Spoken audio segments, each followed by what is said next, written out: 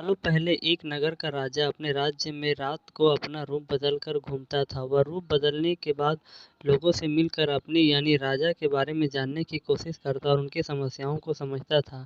एक रात जब वह नगर घूम कर आया तो अचानक जोर से बारिश होने लगी। उसने देर किए बिना एक गरीब के घर का दरवाजा खटखटाया। राजा के दरवाजा खटखटाने के बाद घर से एक व्यक्ति निकला। वह एक गरीब किसान था जो अपनी पत्नी और बच्चों के साथ रहता था। बारिश तेज थी तो किसान ने राजा के अंदर आने के लिए कहा। राजा ने घर में जाने के बाद पूछा, क्या आप मुझे कुछ खिला सकते हैं? मुझे बहुत तेज भूख लगी है। वह गरीब किसान और उसका परिवार 3 दिन से भूखा था और उसके घर में एक भी दाना अन्न का नहीं था।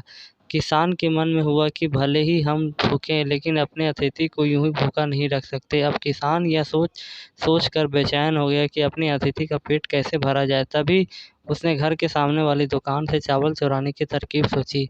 उसने सिर्फ अतिथि के लिए ही 2 मुट्ठी चावल लिया और उसे पकाकर राजा को खिला दिया। तब तक बारिश रुक गई थी और राजा अपने घर चला गया। दूसरे दिन दुकान के मालिक अनाज की चोरी की शिकायत लेकर राजा के पास पहुंचा।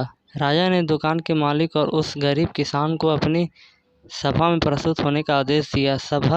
सबसे पहले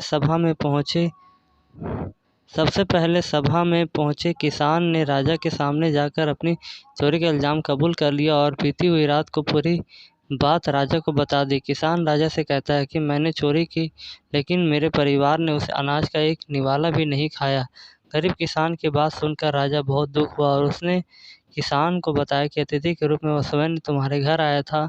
इसके बाद राजा ने सभा में पहुंचकर दुकानदार से पूछा कि क्या आपने अपने पड़ोसी को चोरी करते हुए देखा था? दुकानदार ने जवाब दिया कि हाँ, मैंने इस रात में चोरी करते हुए देखा था। दुकानदार की बात सुनने के बाद राजा कहता है कि इस चोरी के लिए पहले मैं जिम्मेदार हूँ और फिर दूसरा तुम, क्योंकि तुमने अपने पड़ोसी को अनाज की चोरी करते हुए देखा मगर कभी उसके भूखे परिवार को नहीं देखा। तुम अपने पड़ोसी होने का धर्म बिल्कुल नहीं निभा पाए। इतना कहने के बाद राजा दुकानदार को सभा से जाने के लिए कह दिया और किसान के अतिथि निष्ठा भाव को देखकर उसे 1000 सोने के सिक्के इनाम के रूप में दिया।